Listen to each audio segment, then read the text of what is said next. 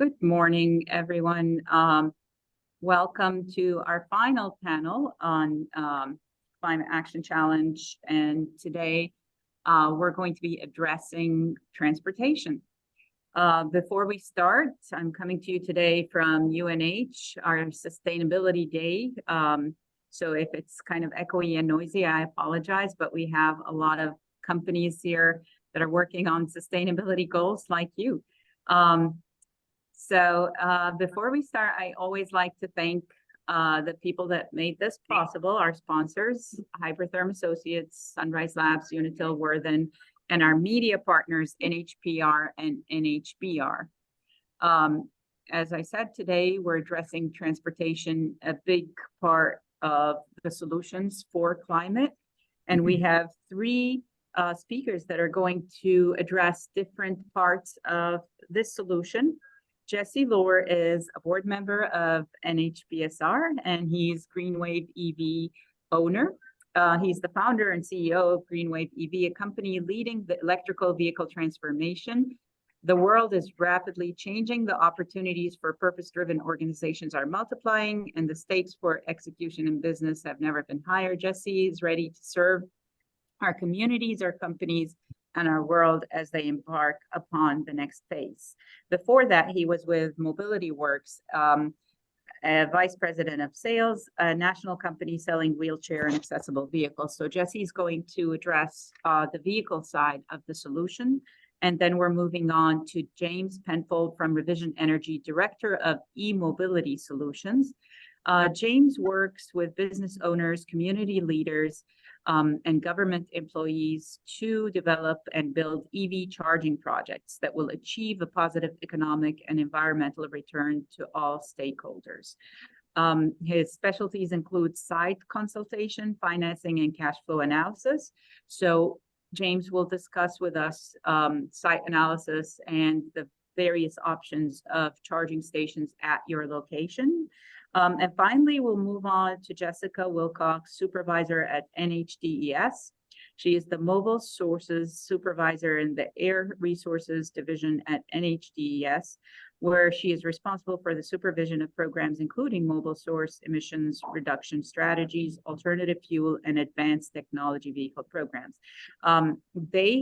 She will introduce to us Empower, a new program that they're launching for employers for charging stations. Welcome all, and we'll start with Jesse. I have the extended bios for these experts in the chat, and I'll hand it over to you, Jesse.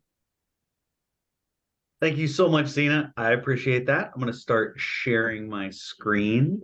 Let's see.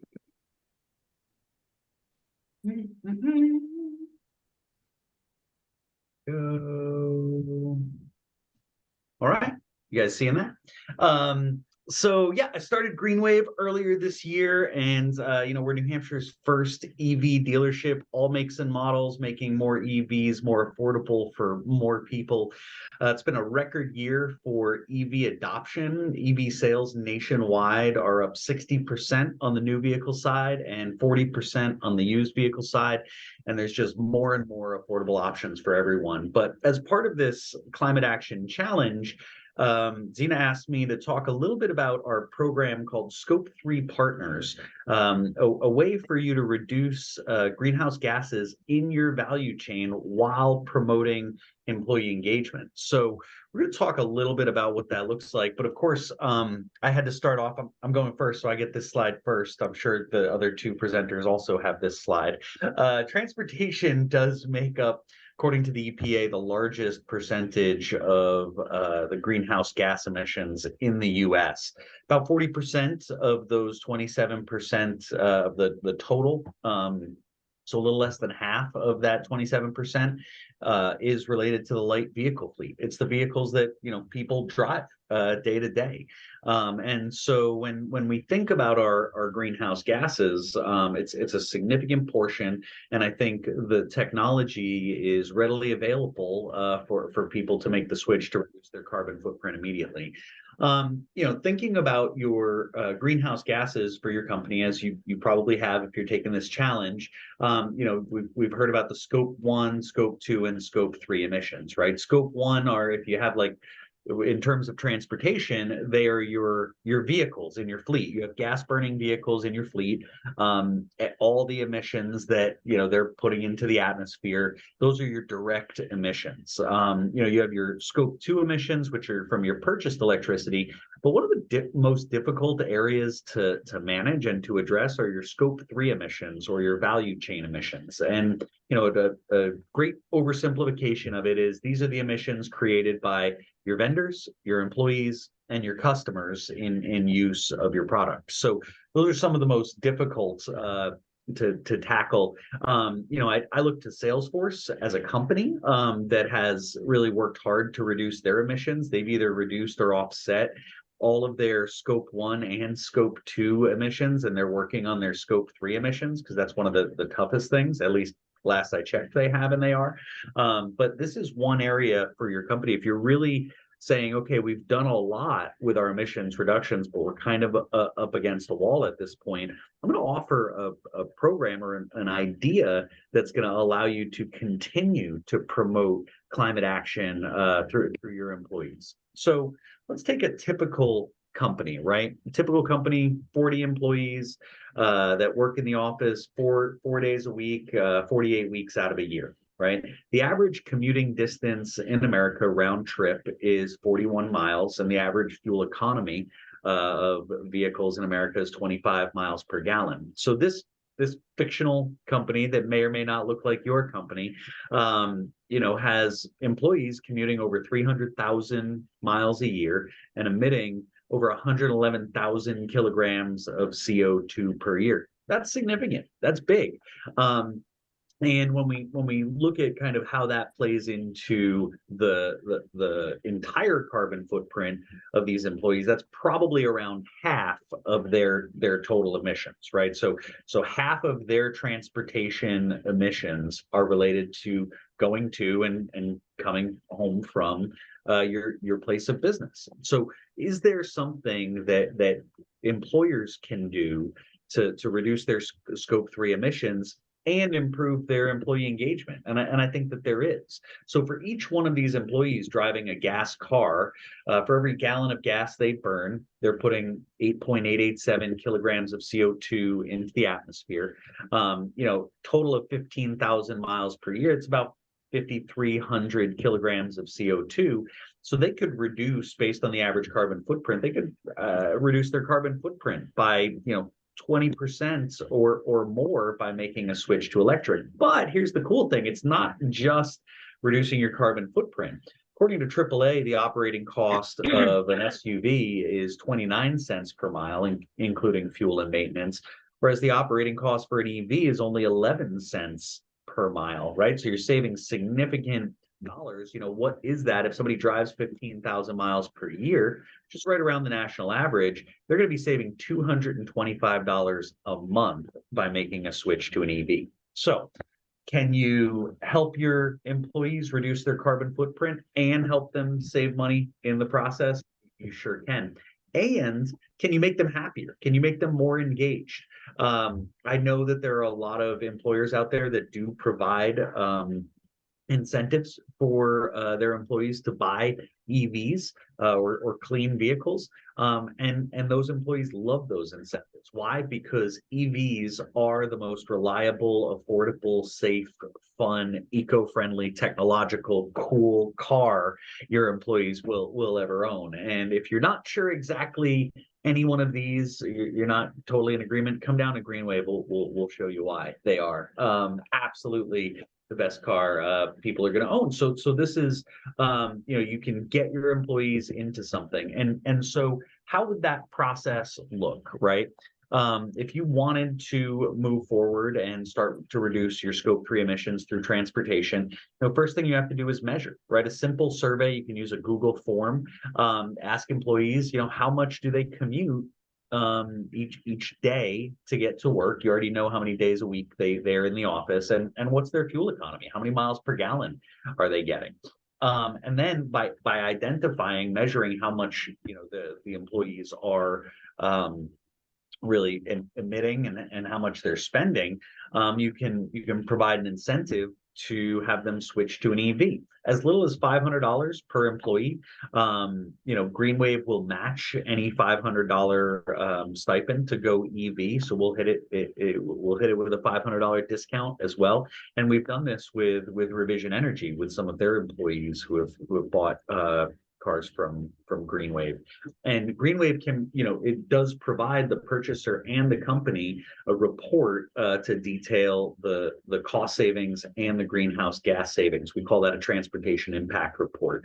And that's going to help you reduce your scope 3 emissions, because scope 3 emissions are reportable under the GHG protocol. So if you're already reporting on your emissions, this is an opportunity to report on additional reductions in your GHG emissions.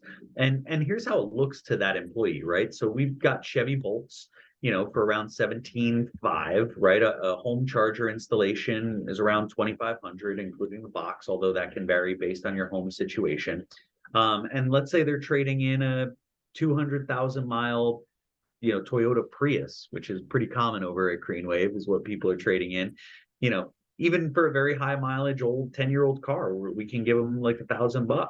And so, you've got also $500 from GreenWave, $500 from your company. And come January 1st, you're going to get a point of sale tax credit, $4,000 right off the top from the IRS, right? So, in this very typical example, they're going to be financing about $15,000 a month. With current interest rates, the payment would be around $258 a month. And that same person who's switching over is going to save as much as $225 a month based on what they're driving right now. So for an extra, $33 a month, they can go EV and get a more fun car in the process. So, this just kind of sketches out how an EV incentive program that helps you achieve your sustainability goals for your company, how that all could work. And, at GreenWave, we've got a beautiful location. It's low pressure. We have great financing with local credit unions. We take all trades. We can help with charging. We provide a free warranty on all vehicles. We plant 100 trees in the name of the purchaser to extend their impact, give them those transportation impact reports, give them a 1-year membership to Clean Energy New Hampshire. We help them with the tax credits, and we can even give them a battery health report on their vehicle. So they get the full experience. They get a chance to get a better car, more reliable car, safer car, reduce their GHGs. And if you help them out as their employer, you're building engagement and loyalty from them. So hope you consider adopting a Scope 3 program for your employees. And if you want to learn more, give me a call at GreenWave. Thanks so much for having us today. Thank you, Jesse. And now that your employees have that nice new EV, they're going to need to charge it. And James is going to tell us what kind of options you have for chargers at your facility. So I'll share screen. You want me to share screen, James? Oh, sure. That would be great. Thank you.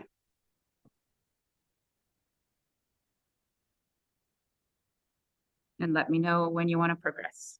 Okay. Well, thank you, Zena.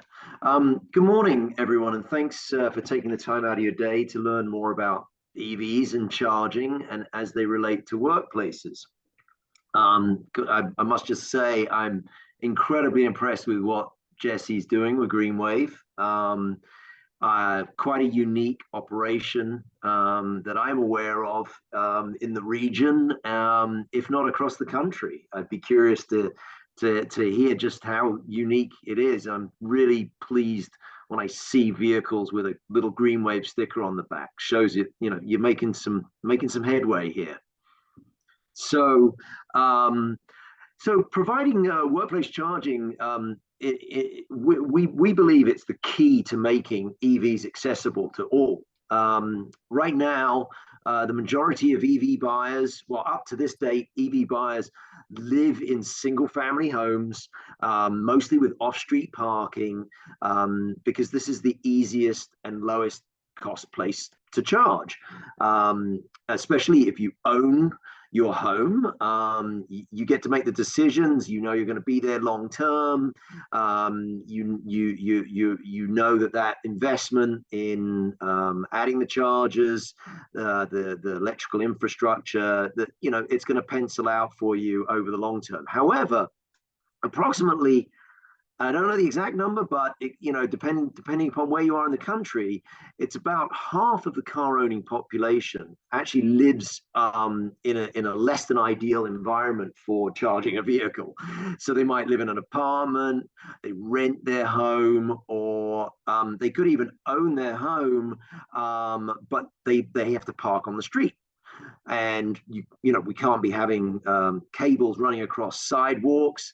So providing charging for these folks is going to be challenging, if not impossible in some situations. So having access to workplace charging could be literally the only solution for that person. And that presents a great opportunity for an employer to, as Jesse just explained, to reduce their Scope 3 emissions. And in addition to that, it adds an excellent recruitment tool, a retention tool, because when people get used to having that easy access to chargers at work, it's difficult to go back, especially to go to work for someone that doesn't have access. You don't have access to those chargers. So today I just like to provide some key considerations that can help streamline companies' decision-making process when considering installing EV chargers. Mostly around access to power and technology choices, and how that can reduce your costs and future-proof your projects as EVs become, a bigger part of the market. So just a little bit of introduction. Many of you know Revision Energy from our work in the solar energy field over the past 20 years. But just like peanut butter and jelly, solar and EVs are a marriage made in heaven. So over the past 7 years, since the Nissan Leaf was introduced to the market, we've been supporting customers in their transition to EVs by adding charging to our services. This started with us adding chargers to solar projects, and has evolved to us now working with companies both large and small to install public and workplace charging. And in the last few years, at this point, we're about a 500 person company, but within that company, predominantly solar, we are scaling up our EV division. And in anticipation of the mass transition to EVs, we've been building this out, and we've now got folks on our team that deal with project management, engineering, operations and maintenance, and all the things you see on this slide here. So next slide, please, Zaina. So, some of those in our experience in working with companies, some of the key lessons we've learned when we actually, someone calls us and asks us to come to their site, and they say, yeah, we just want to add a couple of chargers. We've got a panel in our electrical room. The facilities manager says we've got some capacity, and typically we get into the electrical room, and we find that most buildings, unless they were built in the last literally couple of years, they did not take into consideration building out their capacity for charging.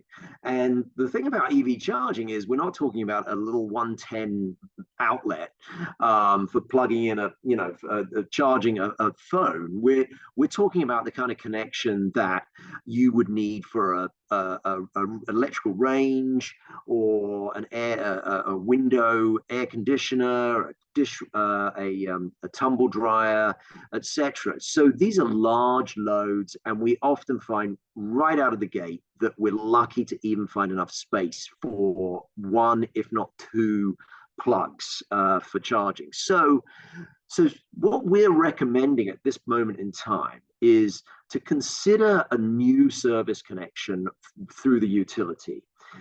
So, what this allows you to do is, instead of being beholden to proximity to the electrical room, we can find a location in your parking lot that is just perfect for keeping the EVs in a designated area. It maybe isn't going to be competing with gas cars for the same space, and this completely eliminates having to deal with the limited capacity in your electrical room.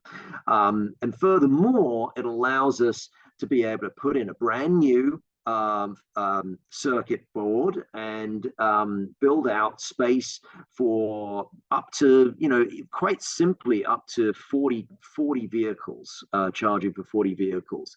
So the negative side of that is we do have to work with the utility. That can take some time and coordination.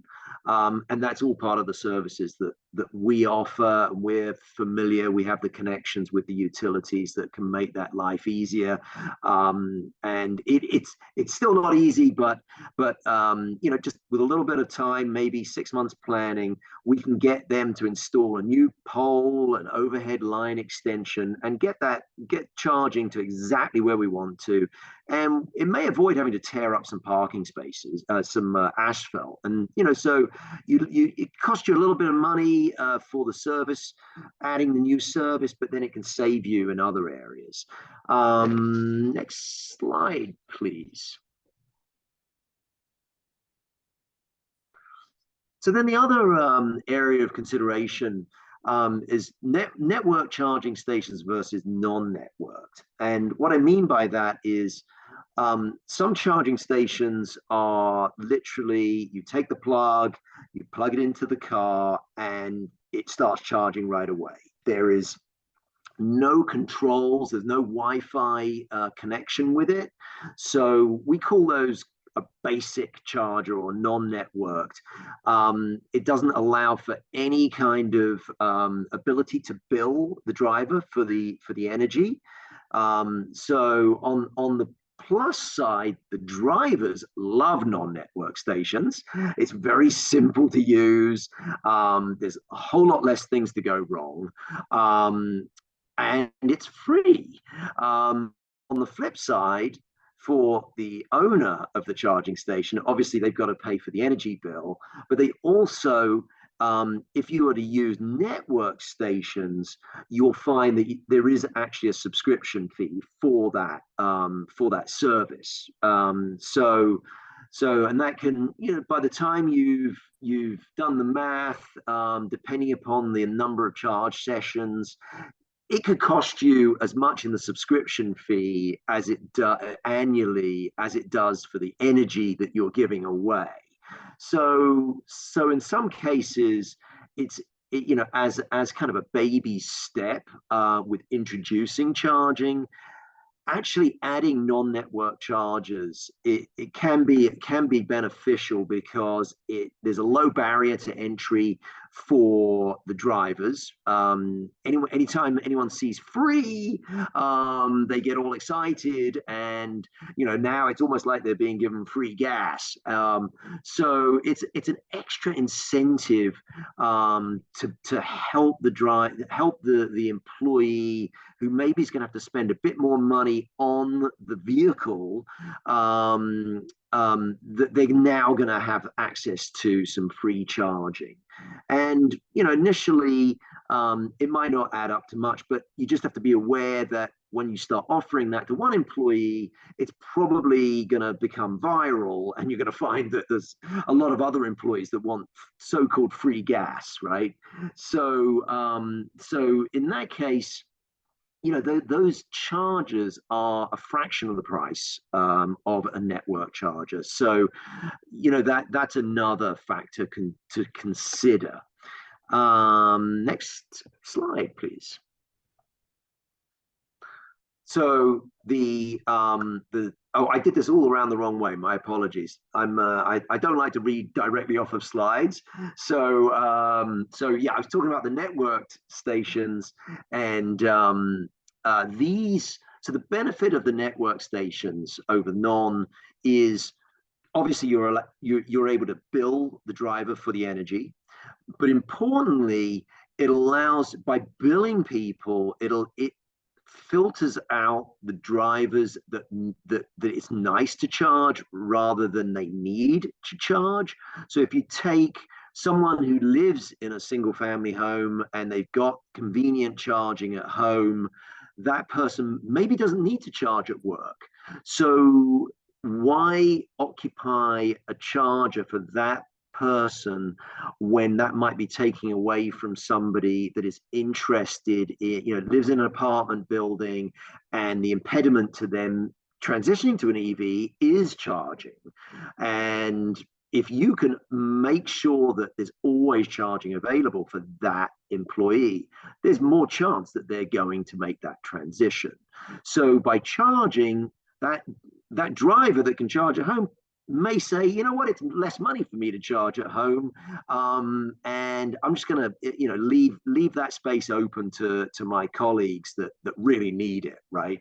So the other thing is that you can track the data, and the data is going to be key for you in determining when you need to add chargers, and whether you need to add some features that send notifications to drivers to tell them, hey, you've been parked for 4 hours, please move your vehicle, or it's fully charged, can you move your vehicle, so that it frees it up for other drivers. So there's a lot of benefits you get from paying that subscription fee. And these are questions that we work with our clients to help them crunch those numbers and determine, what's best for them for their budget now, and making sure that they're future-proofed. Next slide, please, Zainab. So then the other value of the network charging stations is they have power load management is what we call it. So if, for example, you were trying to tie your power supply into your existing electrical room, you have limited capacity, there's a chance that we can still tie into that cost effectively and meter out the energy, share it out amongst more plugs than that panel is actually typically able to do. So if the panel has a 50 amp capacity and you've got enough charges that it would be, you need 100 amps, well, we can take that 50 amps and we can share that during the day. And what that'll do is it'll charge up one vehicle at 25 amps and share the other 25 to another vehicle. And then when one finishes charging, it sends the balance of the juice to the other vehicle. So at the end of the day, if you've been plugged in for 8 hours, let's say, everybody's vehicles are getting different charge rates at any one time. But when they finish their work day, they get in the car and everybody's got the charge that they're expecting to get, and they can get home without having to worry about it at all. So that's a great benefit of power management, and it allows us to future-proof for you when you consider that there's no point in someone plugging in and getting a full charge in the first hour that they're plugged in. Next slide, please. And then, we're trying to walk the walk at Revision, and basically taking all of the lessons learned that we just described there.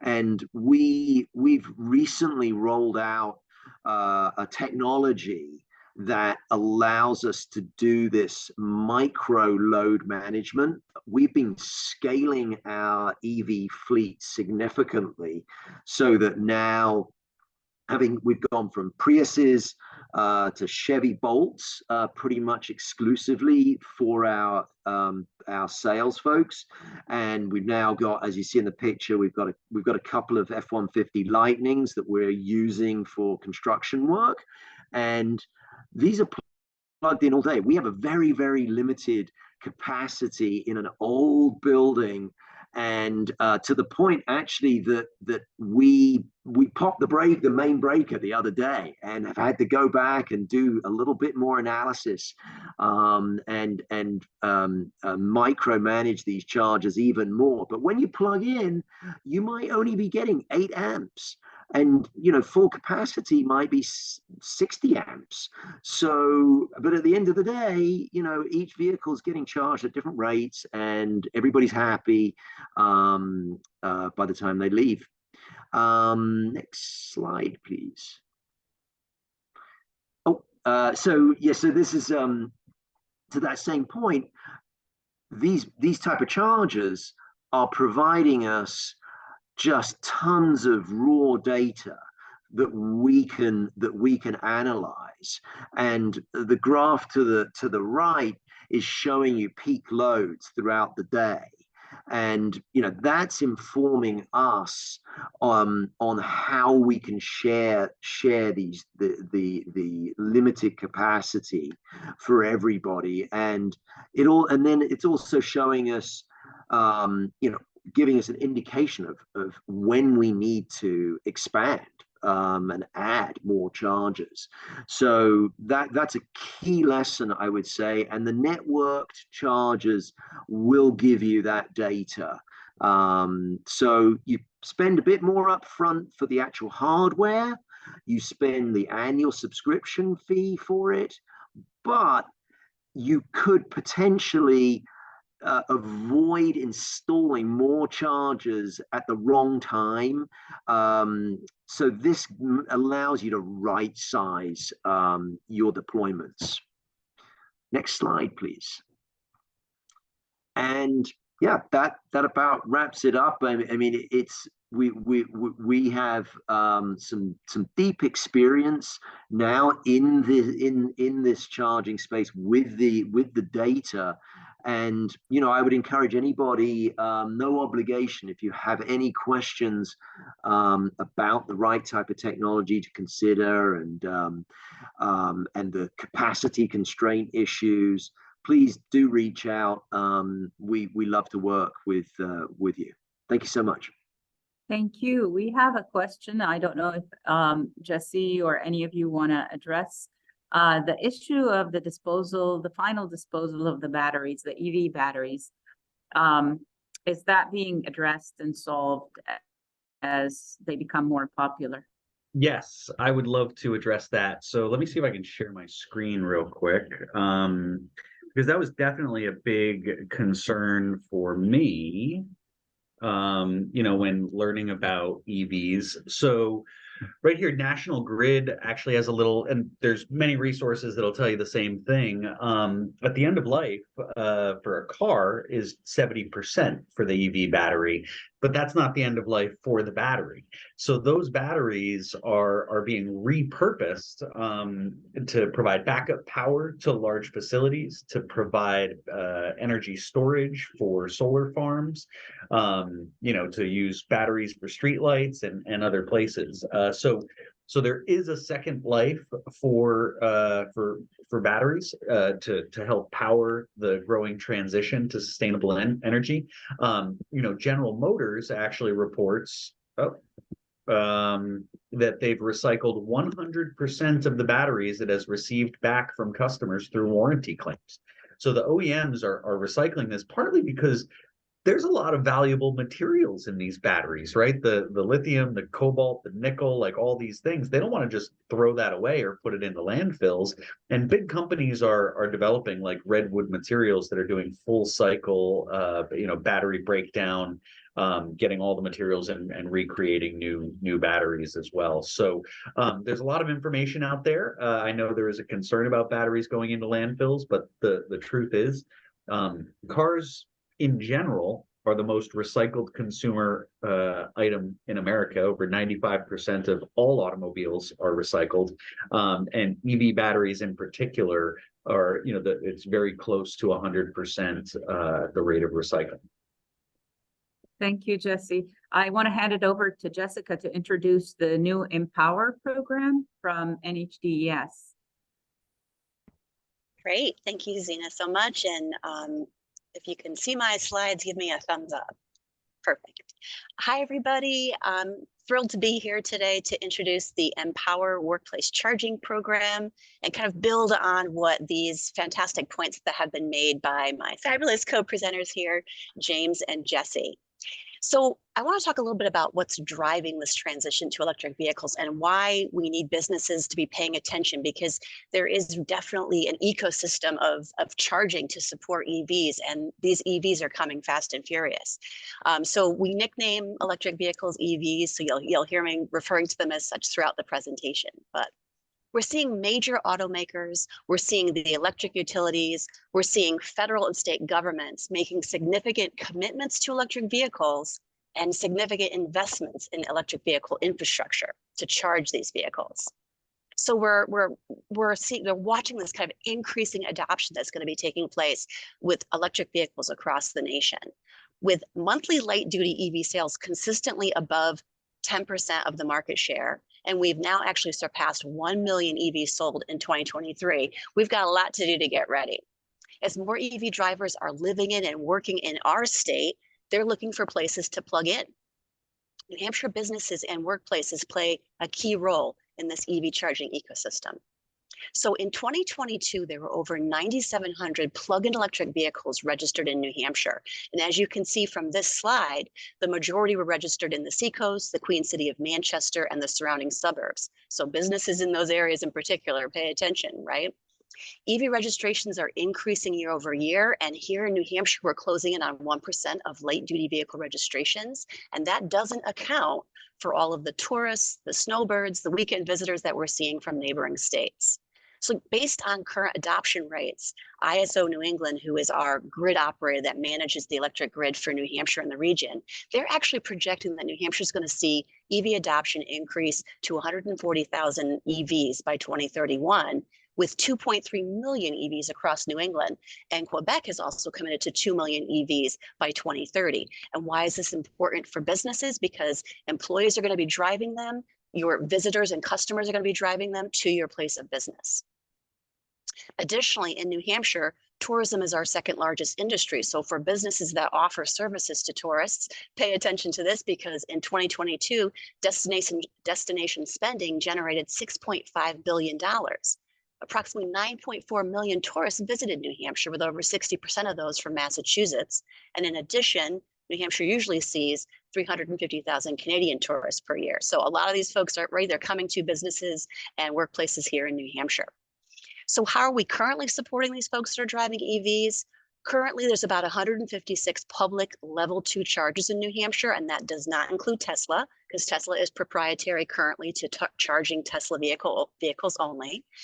If you look at this slide, you'll note that Vermont and Maine actually have double that amount, with Massachusetts having 16 times as many.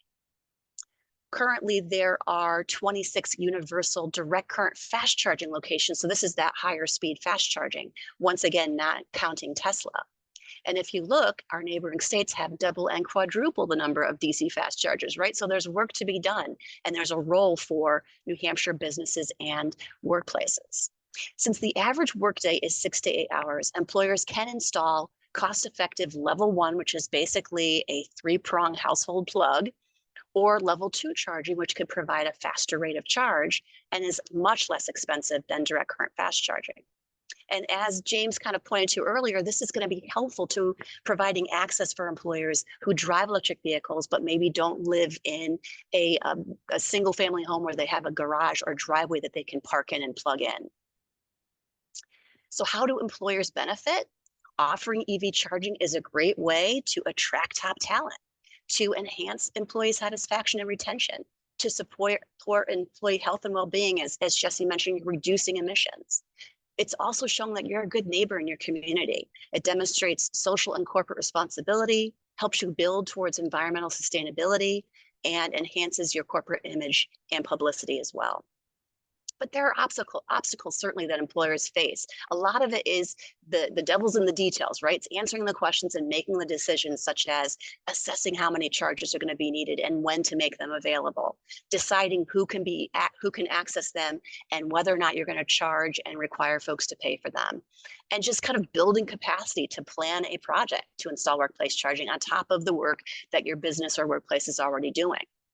And this is where we say the Empower Workplace Charging Program can help. Empower stands for Equitable Mobility Powering Opportunities for Workplace Electrification Readiness. And that's a mouthful, but here's exactly what we can do. We are here to help basically guide employers and workplaces to the right resources and connect you to tailored resources and potential funding opportunities to help move that project forward.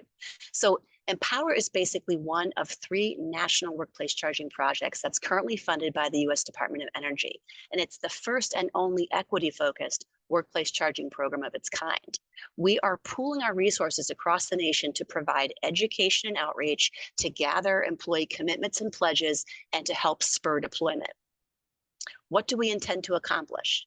Project goals are currently to help workplaces to commit to EV charging and benefit from the opportunities to attract and retain a skilled workforce, particularly now where employers are saying they're having a hard time hiring and finding folks to work. It helps to support workplace development, and we're working to provide technical assistance and resources and promote those successful projects to help kind of build this tidal wave of momentum around it. So we've got some key performance indicators for this project, and this is currently the data that we're using to kind of reflect the nationwide impact of this Empower program. We intend to have 2,000 workplaces contacted, and of that total 2,000, 40 of those will be in New Hampshire. We intend that 40% of the commitments are going to be from underserved communities. These can be rural areas or just underserved areas in New Hampshire. So we're hoping for at least 15 of these commitments to come from New Hampshire. And we intend to see 35 workplaces install charging units, with at least 12 of those being in New Hampshire. So we've got some parameters that we're working within here.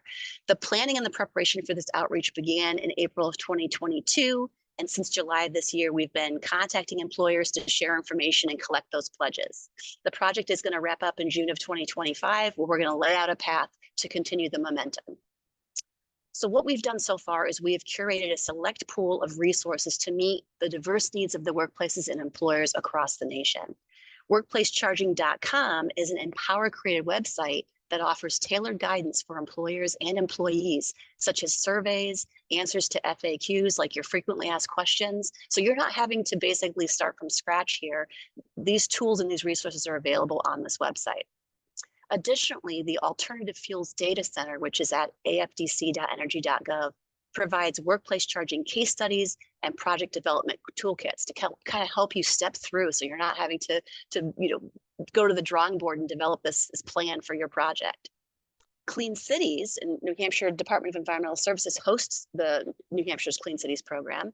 Clean Cities directors offer one-on-one support and can help facilitate important connections to your utilities, to installers, and to providers. Our hope is to show the U.S. Department of Energy, our funder, that there is indeed great demand for workplace charging. They are a key federal funding, and our hope could be that if they're seeing an interest and a demand for workplace charging, this could result in unique funding opportunities for workplace charging coming down the pike. There's so much money right now coming from these infrastructure bills that have passed, the IRA and the BIL. Currently, you can search for funding and incentives on that Alternative Fuels Data Center, the AFDC that you see here on the slide. And of note, and as Jesse mentioned, the Inflation Reduction Act, the IRA, reinstated EV and even EV charging installation tax credits. Those you can find on that website. Additionally, the New Hampshire Electric Co-op, for members of that electric utility, they offer commercial rebates for businesses and workplaces that are installing EV charging. So you could get back up to $2,500 from installing a charging station if you are operating in their territory. So what are next steps for employers and workplaces? Sign our pledge. You give us a call and connect with us, and we'd love to it's a no commitment. We're not holding folks to any kind of legal or financial commitment here, but we just want to have you sign that pledge so that we can let DOE know, yes, there's interest here in New Hampshire. This will also open the door to personalized assistance, such as EV education and project planning, introductions to utilities and installers, help with employee engagement and policy development within your organization, your company, and recognitions such as marketing and events.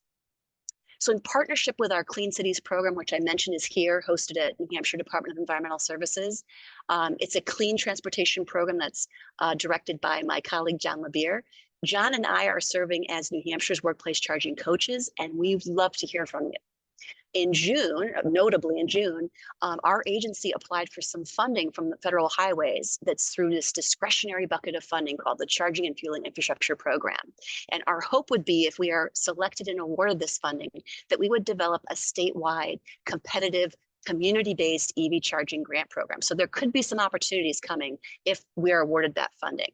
Just a little sideline, funding is not guaranteed. We're not, guaranteed an award here, but we are certainly hopeful that we could see an award stem from that. And if you're interested in kind of keeping up or staying tuned into whether or not where that's going, certainly reach out to me. We'd love to get you connected to our mailing list, get you connected to some tailored resources, and be here to support you in your efforts. So please reach out, and thank you for your time. Thank you, Jessica. If you have any questions, this is a perfect time to ask while you have all your experts here. Anyone can unmute. Feel free to ask questions. I know we have other fleet electrification experts on as well. Hi, Lisa. Merchants Fleet, another member. Hi there. Nice job, everybody. Thank you, Lisa. So, great to see you. We can I ask with just as a consumer, if number one, we heard a lot about the lack of supply, Jesse, of the lack of availability of the cars, and a year ago, due to COVID, it used to be wait times of a year or so. And the other thing is, I don't know what the term for it is, but it's charge anxiety, or is it mileage anxiety? Range anxiety. Okay. Anxiety. Yeah. So in New Hampshire, that is a very real thing after seeing Jessica's maps, especially if you want to go up skiing or go up north. So how do you address both those issues? And I'd love to hear from all of you. Yeah, absolutely. So actually, Recurrent Automotive, who, if you're interested in getting a lot of research on EVs, I would recommend going to recurrentauto.com. They just published a report on range anxiety, and they found that for the most part, well, across the board, range anxiety was most prevalent in people before they bought an EV, and went down considerably after they bought an EV. I was an EV driver for several years before I got my first EV, and I actually enjoyed taking long trips more once I had an EV, because I was forced to stop every 4 hours of driving rather than trying to barrel on through it. I'm also a skier, and I've taken my Mustang Mach-E to Killington and Loon and other places. And you do just have to plan where you're going to charge along the way. And that is getting better and better. And Infrastructure and Jobs Law of 2021 is going to be putting a lot of public chargers all throughout the major corridors. But I will also, I'll finish by saying this. Whenever anybody comes into GreenWave, and over 90% of our purchasers are first-time EV buyers, we sit down with them, we have a conversation about what's their lifestyle like. And a lot of people think, they need really long ranges, they want the biggest, longest range. But then I ask them, what's your longest trip that you take on a weekly basis, monthly basis, or yearly basis?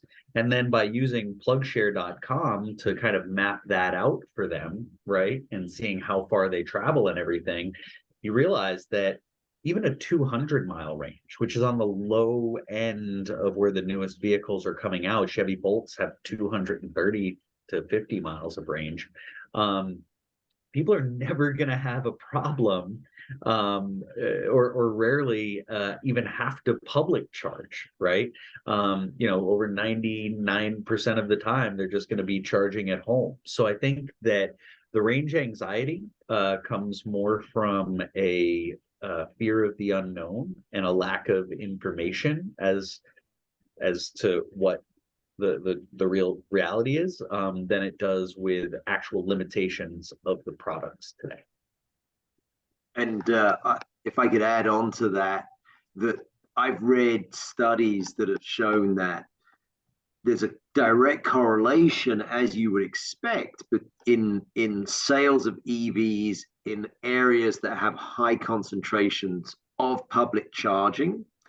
But the reality is that those chargers don't get used as often as you would think they would get used. So people consider it super, super important before they make the jump to see public chargers. They want that visibility. They want, it's a security blanket, if you will.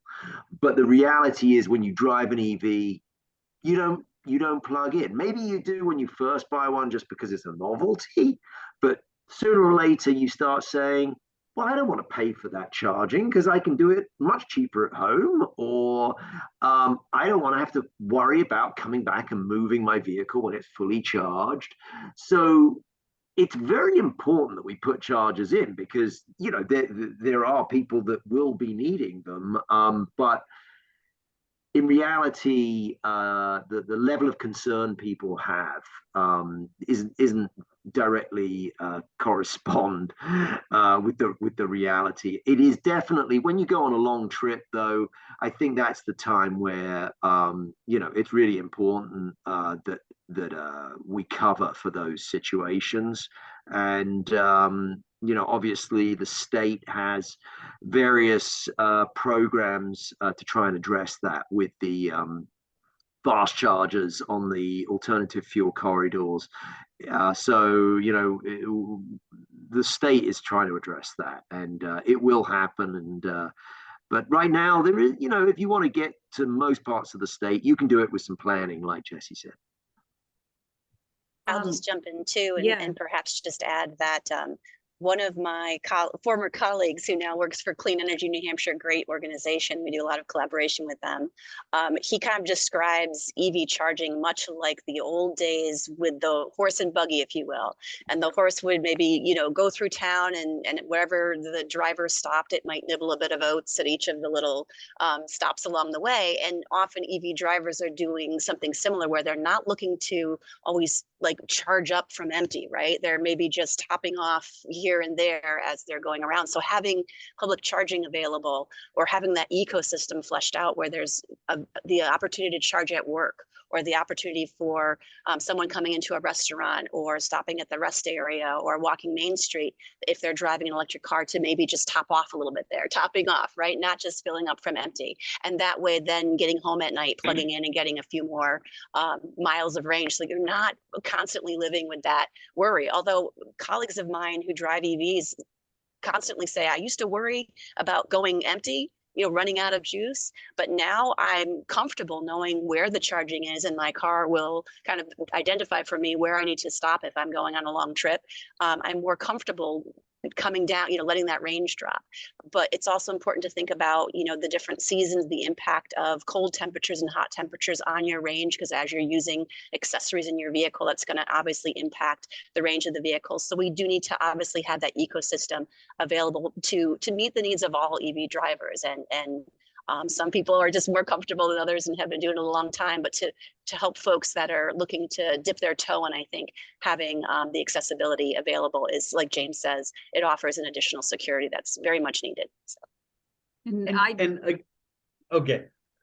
I would say that on the Apple Maps, it's just incorporated now, charging built into your route. So you put your route in, charging is built in. So if nowadays it's like if you're driving an EV and you're going to run out of batteries, you got to be trying to do that. So we did address a lot about employee commuting and personal vehicles, but one of the issues that we did not address was fleet electrification in detail. And Lisa's right here, so I want to take advantage of just a couple of minutes, if you have, to address the opportunities for fleet electrification. Yeah, well, that is my love and my joy here at Merchants, is to talk with our clients who are nationwide fleet owners and operators about electrifying. And great answers from the three speakers about that last question and the range anxiety. And that range anxiety is a real thing with consumers, and it's for sure a real thing with fleet owner and operators too. It's really a mind shift in a lot of ways about, it's the gas station model that we know. And to get away, we mentally need to get away from that gas station model. Like, as they said, most of the time you don't really need that, because you're going to own, whether it's at home, even for a take home fleet, you can have drivers take vehicles home and charge at home at night. And then you can have workplace charging solutions that you own and control, and have electricity buying strategy behind that as well. And so, really, like, owning and controlling your fueling is a totally new idea for fleet owners. So it just takes some education and some organizational thinking and alignment. And then, what we really find super powerful is just get a trial done, get a pilot done. For any organization of any size, start with 1, start with 5, start with whatever scale feels comfortable. Just get some EVs, get some charging solutions in place, give it a try on some small scale, and learn from that. And then you can start to build and plan how, over maybe 10 years, you're going to fully electrify a fleet. It's going to take some time. It's not going to happen overnight, but the learnings you can get just from getting behind the wheel and, given, one charging installation a try, is just monumental learnings that then will carry fleets forward. So that's really what we, advocate for, is just don't be afraid to get started, and then to move forward from there. Thank you. I want to share with people, as we wrap up the Climate Action Challenge, that Debbie worked so hard on this. We have a resource for you that we shared this week. It's called the Action Challenge Action Plan Workbook. So this is a workbook where you can work on an initiative. Maybe it's a charging station, maybe it's waste reduction, whatever feels right for your organization. And we guide you through the process of developing a strategic plan step by step. So you can take that workbook, develop your plan, present it to your manager, or offer this to your employees as part of the training or part of a way to create green teams. So I just wanted to make sure that you know and you're aware that you have access to these resources through our Climate Action Challenge. If any more questions, we have a minute.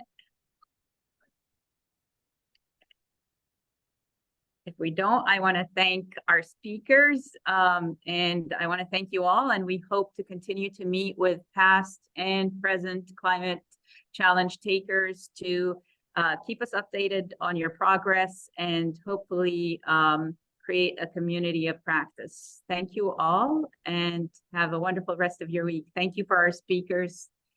Thank you very much.